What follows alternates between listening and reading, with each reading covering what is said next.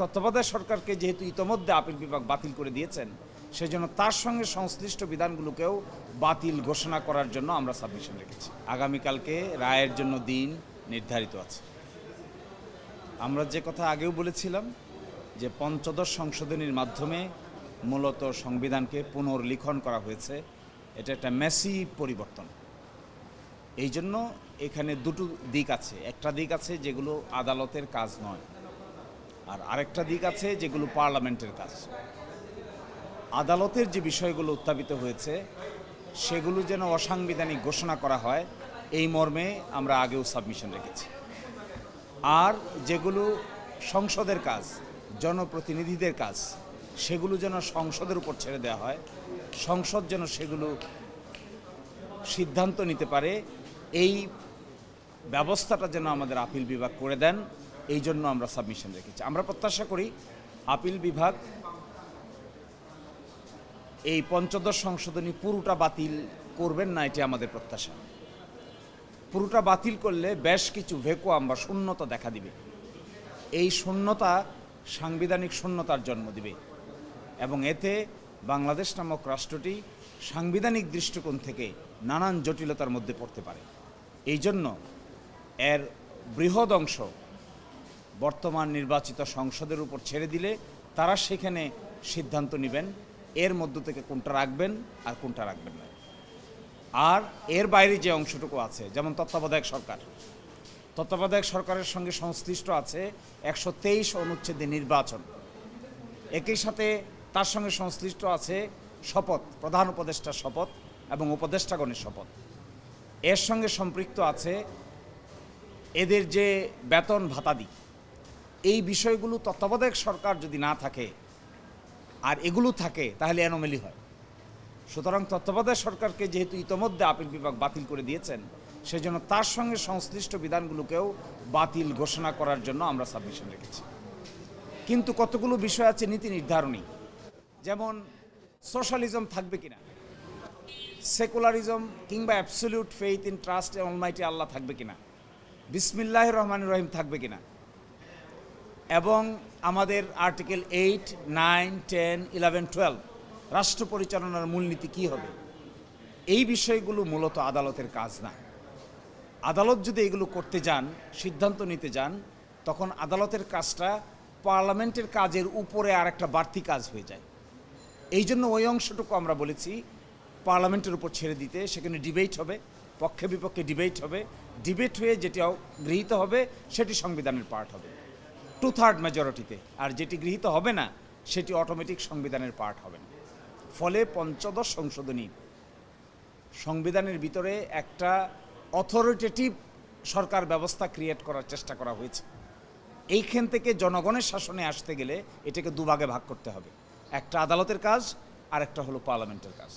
আদালতের অংশটুকু দেখবে, এটা আমাদের সাবমিশন, আর পার্লামেন্টের অংশটুকু দেখবে এটি যেন উচ্চ আদালতের আদেশে আগামীকালকে নির্ধারিত হয়।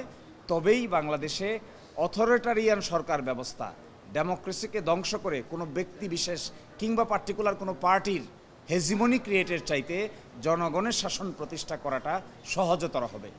অন্যথায় আপনি দেখবেন আগের এই পঞ্চদশ সংশোধনীতে ছিল 7A 7B।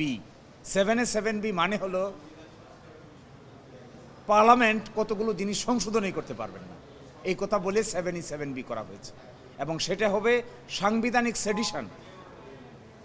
আচ্ছা বলেন, জনগণ পরিবর্তন হয়, মানুষ পরিবর্তন হয়, যুগ জমানা পরিবর্তন হয়, পার্লামেন্টও তো সংবিধান পরিবর্তনের সুযোগ থাকতে হবে যদি 2/3 মেজরিটি থাকে।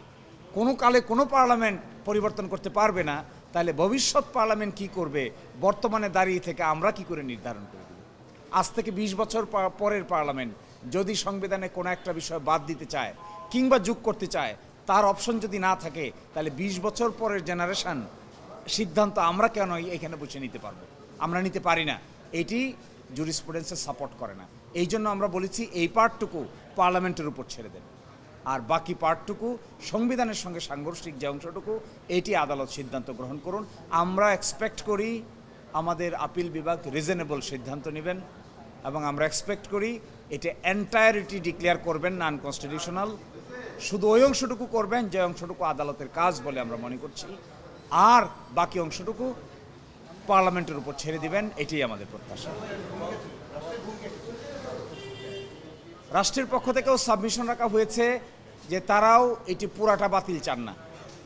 রাষ্ট্রও মনে করে পার্লামেন্টের দায়িত্ব অংশটুকু পার্লামেন্টের উপর ছেড়ে দেওয়া হোক, আর আদালতের অংশটুকু যেগুলো হাইকোর্ট ডিসাইড করেছেন সেগুলো উচ্চ আদালতে ডিসিশন ঠিক থাকুক, আর বাকিগুলো পার্লামেন্টের উপর ছেড়ে দিলে ওখানে বিশেষ কমিটি হবে, সংস্কার কমিটি হবে, তার উপর ভিত্তি করে জুলাই চার্টার আছে, তার দিক নির্দেশনা আছে, এইভাবে বিল উপস্থাপন হবে এবং বিলটা সংসদে যখন গৃহীত হবে তখন সেটা সংবিধানে রূপান্তরিত হবে।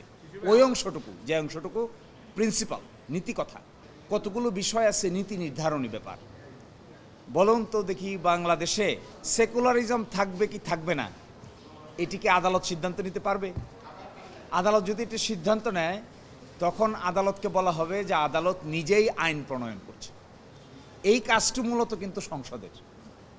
এখন এটা জুলাই চার্টারে আছে কি নাই তার সঙ্গে তার সংশ্লিষ্টতা নাই, থাকলেও অসুবিধা নাই, না থাকলেও অসুবিধা নেই, এটা আদালতেরই কাজ এবং সেটা সেখানেই ছাড়তে হবে।